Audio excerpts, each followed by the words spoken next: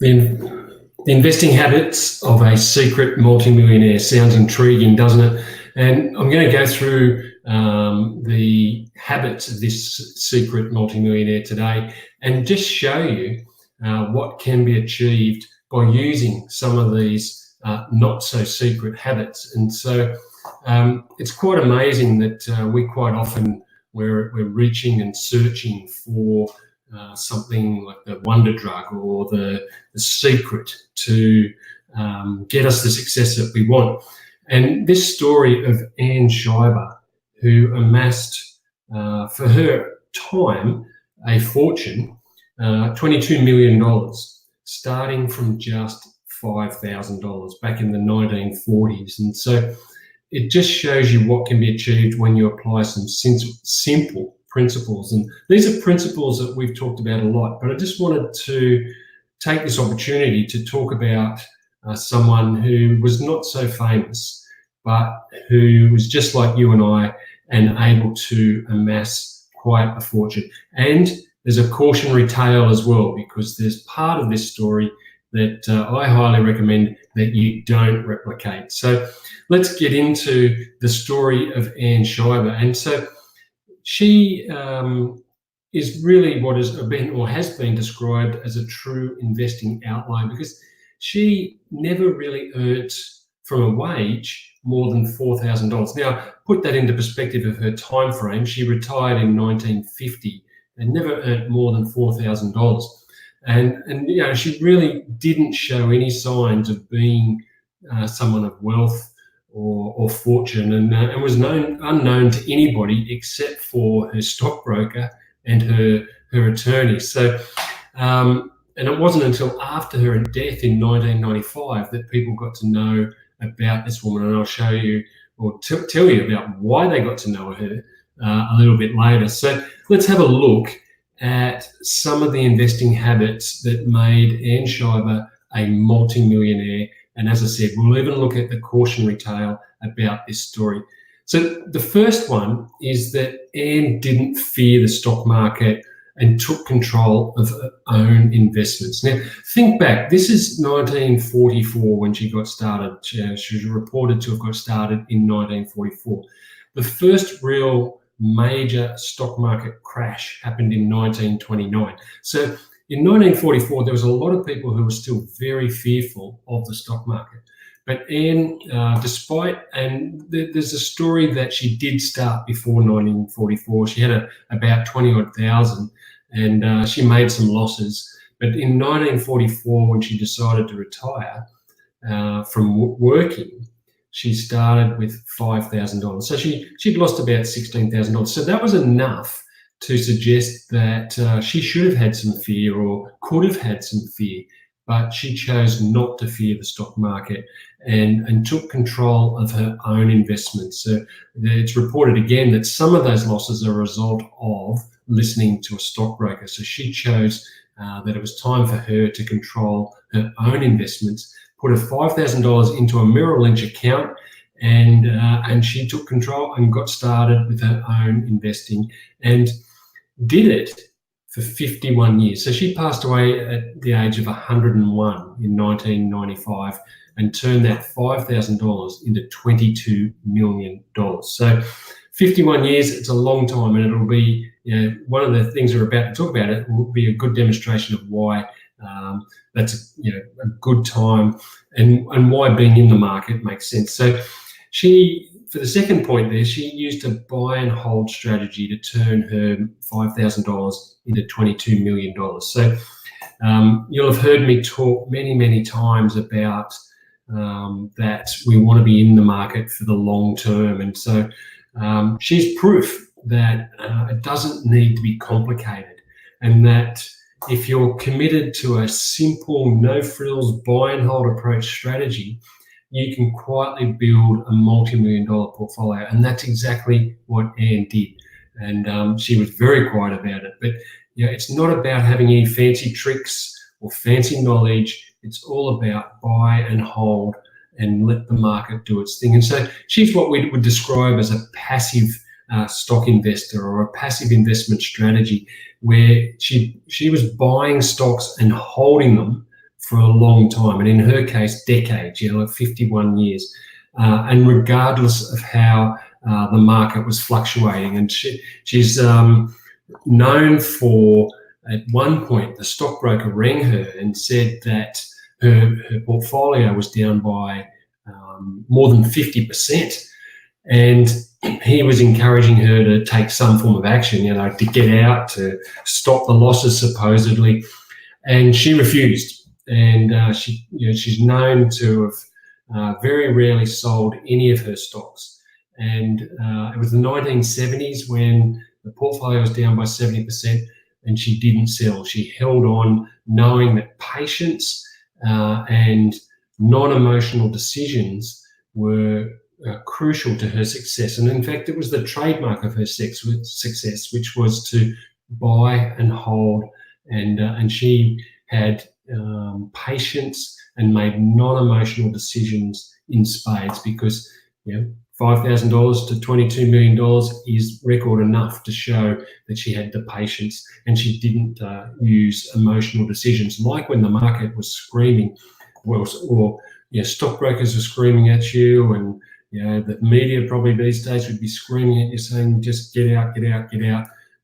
Took the emotion out of it, knew that the market would rebound, and sure enough, it did. And it always has. And so she was able to ride that out and continue on her merry way, knowing full well that these stocks weren't just numbers on a page.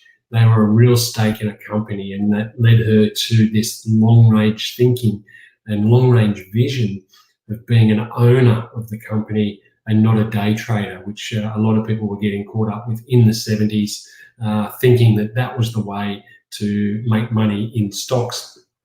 Her third habit, which was she understood time was on her side, and clearly with 50 odd years in the market, she demonstrated that she knew how the market worked, and knew that if she stayed in the market long enough, she'd get the return she was looking for. And so she like I said earlier, she took control of her stocks. She picked her own stocks. She selected what she wanted to invest in, and just used that money or that knowledge that she gained over 50 years to amass her fortune.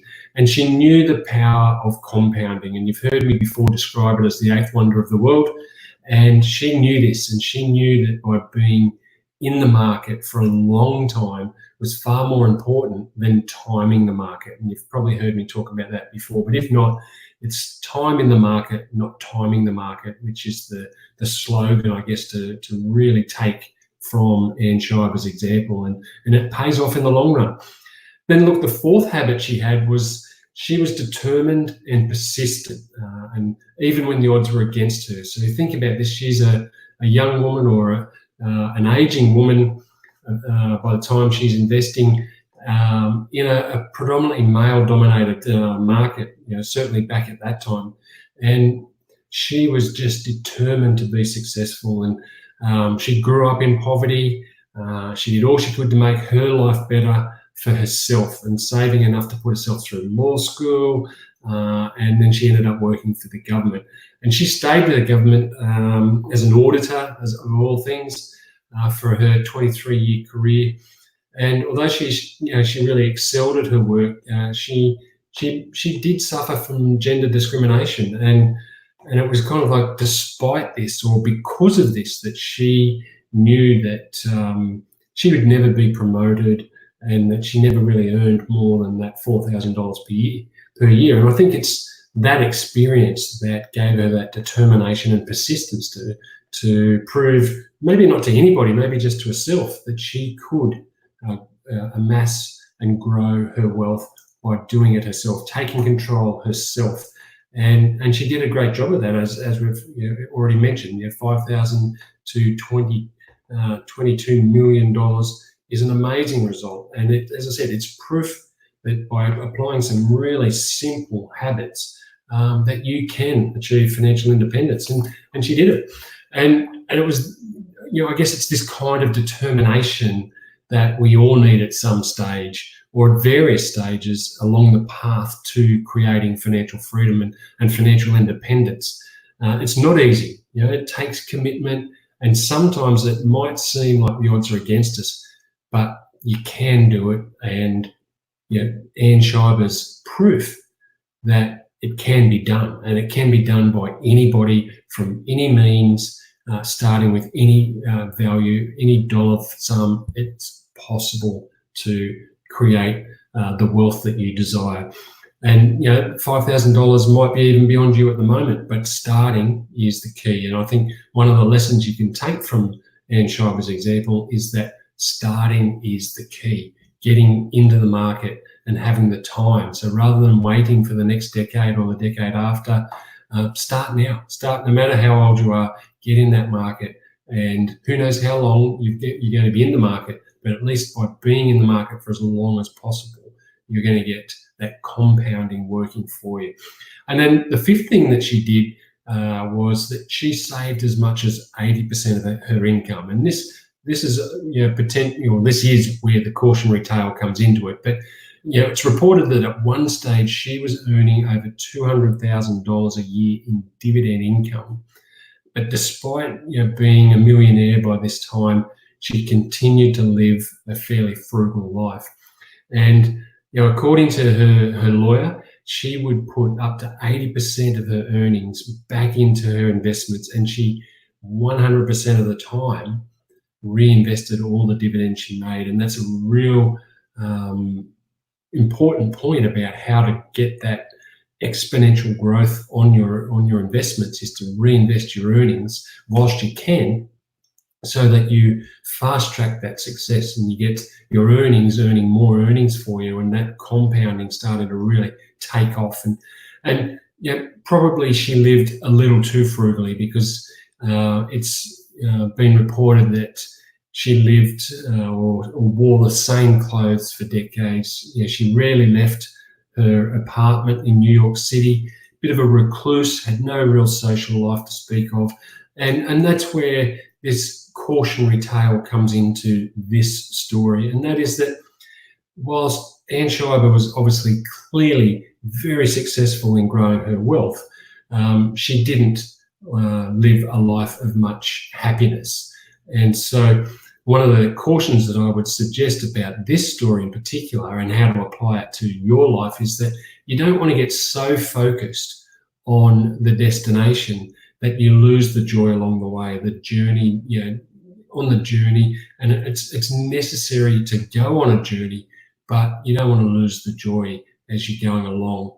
And you want to enjoy that money at an appropriate time. There's a period of time where, sure, put it all away and be as frugal as you need to be to get to a point where you want and can live off your investments. But then when you can live off your investments, why not do it? Live off, use them, enjoy that money, and enjoy the fruits of all the hard work that you've put in, and don't, I guess, end up in a position where you've not enjoyed not just the journey, but the outcome that you were seeking, which is to have that freedom of choice and that freedom of abundance that comes from creating your wealth.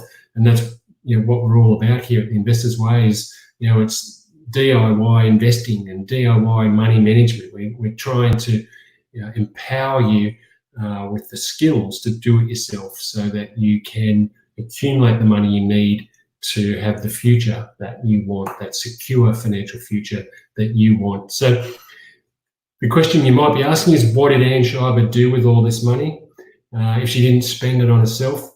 Well, when she passed away, she donated 100% of her fortune to a women's college for Jewish women, and 100% of that money went into a foundation that honours her name, which is a very honourable thing to do with your money. And we talk a lot about the attitude of gratitude and getting yourself into a position of being able to give to causes that mean a lot to you, which is happening a lot here in Australia at the moment. But enjoy the journey. Don't live in such a way that you have an unhappy life whilst trying to create that secure financial future. And it's so I guess the fifth habit that she had of saving 80% of her income, is unlikely to be in the modern age possible for probably all of us. But I guess the merit of this habit is that she saved as much as she could. And that's where our money planner comes into the equation, where we want you to be saving as much as you can and putting that towards your investments, growing that wealth generator so that you have that secure financial future and you can live off your investments and enjoy life rather than having to worry about money stress in retirement. So there's 5 great habits that you can apply to your scenario, no matter what your starting point, knowing that someone with a very poor background, no real knowledge in the stock market, and they were able to convert, she was able to convert $5,000 into $22 million over 51 years. Granted, that's a long time, but it doesn't necessarily have to be that you need 50 years. It's the point of this, I guess, this post today is that it's about getting started, no matter where you're starting from. Start with $500, $600, whatever the minimum is to get you into the stock market. Start with that and really have that mindset that you're going to continually add to that as best you can and as often as you can, and use time in the market to get you the benefits of compounding and ultimately to build that secure financial future. So that's our Money Monday, our first for 2020.